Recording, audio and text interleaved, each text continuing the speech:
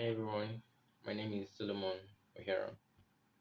I'm reading from my story, Upgraded Versions of a Masquerade, published in issue 18 of Omenana Speculative Fiction magazine. I endured this thing. In lucid waves, it penetrated the thick folds of the raffia and began to get my own skin.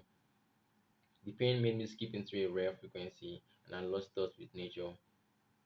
Pokemon dazzled with its incantations, landing combinations and combinations, spewing the words out from his thick black lips. He blew a special dust onto my wooden marked face, and I tried not to cough as the dust particles made their way into my lungs, seizing control of my being, influencing the properties of a secret ritual. He forced me to breathe everything in as I couldn't keep it together any longer. The itching pain vanished after that. He made sure to cycle the talisman over my head in 7 complete cycles. Protection was found in casting spells. One had to pass through water and fire and poison before one earned the precious audacious symbol, skin impenetrable. To finalize the fortification, Okemo wrapped me again with fresh layers of raffia, then unleashed several tiny molded earthenware pots with spell active incense. He circled around me as he smashed 7 of them on my head like raw eggs, and with that he shoved me out of the white pond. I fell out like a log of timber, and the chemicals spilled all over the place. His charms made sure my costume was unharmed, as usual, and that it would not harm my skin. But there was no denying the presence of the green steam that slowly crept out of my body like I was freshly prepared leather, hardened and thickened. Your powers are very strong, Okemo, I commended him, and got to my feet slowly, like a child just learning to walk. The spells were still manifesting. What time does your shift on the engines begin? I asked Okemo. When you move your body out of the storeroom and begin to practice those moves you haven't mastered yet, he replied, showing me the door of iron bars with indications of anti-rust paint closed all over. There will be no presentation tomorrow if you don't memorize these moves, he warned. I wasn't really sure what to expect when the day finally arrived, but I had faith. I polished my rustling hair and my wooden mask and my raffia costume and somehow managed to make every part of me shine. I could see children of the computer generation who were present at the exhibition, snapping photos with their fancy devices. I was heavy hearted with light dreams circulating through my eyes, and many more rapidly intruding. There were controlled sounds from selected speakers mounted at core areas of the market where the festival was to hold, all of which would make this festival go as planned. My fingertips drooled off a new potent potion that Okemo had put there before we left the steel company hours earlier. The plan was to flick the potion onto the earth where I would stand before I kicked off my presentation. I scanned the audience to see if Mr. Oblak was among the spectators.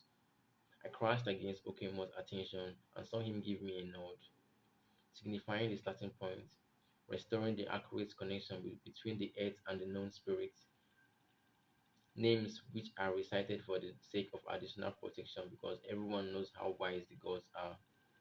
Gods like Amadioha, Njoko, and Owara. Everything was working systematically when the drums cried out loud.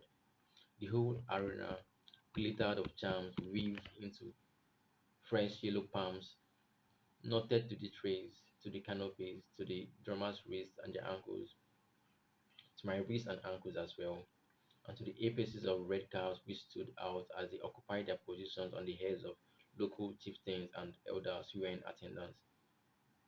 I introduced myself with a black receiver in my hand. I am Atu of Okonkwo Society Masquerade Union. The title of my presentation is The Honorable Dance and Display of a Masquerade. My introduction garnered attention and applause drifted my way from the audience. But before I finally commenced, I reached into the deep folds of my pockets made of cotton and pulled out a tiny flask of palm wine. I soaked my dry lips and made them glitter. Sour ethanol flowed into me, causing me to showcase some of my introductory moves. I hit the levels of my act, almost wanting to evaporate and become one with the atmosphere, and multiple frequencies scattered about the entire scene. Suddenly, I leapt up and let the drumming and the piping and the gong beat surge through my veins. I used my athletic prowess to walk on vertical bamboo stakes 12 feet above ground.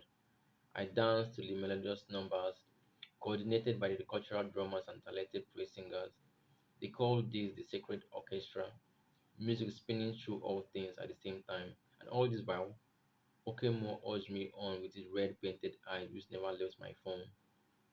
And when he received a pre-agreed signal from me, he stepped out of the crowd in all glory and attacked the stage dramatically with a then gun. I understood what was to follow. We had rehearsed it so many times. I increased the speed of my feet, purposely vibrating the station sound machines while doing so in wait for action bass action or inaction, depending on the particular mood. He knelt down a few meters away from me and pointed the then gun at my chest. Red fabrics on the nozzles, eyeing me, bloodthirsty, catastrophe and magic loading, and the moment I heard the gunshots, the crowd almost scattered.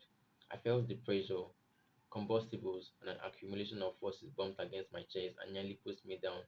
But my fortification and sacred upgrading spell worked, and I recovered almost immediately, reigniting my moves. Smoke flew off my raffia chest. I danced on splendidly like nothing happened. Pending the second shot, which when Okemo released it, came and met me balancing my feet. I tried to absorb the energy just like I had done the former, but a scar had ripped open along my chest. I let the rest of the force take me down. My mood automatically changed as if it was a gearbox, but tethered in drastic emotions, and fever rushed into my rib cages and slowly squeezed the life out of me as I saw the evening sun fading away. Thank you for listening to my story. I really hope you enjoyed it. Thank you.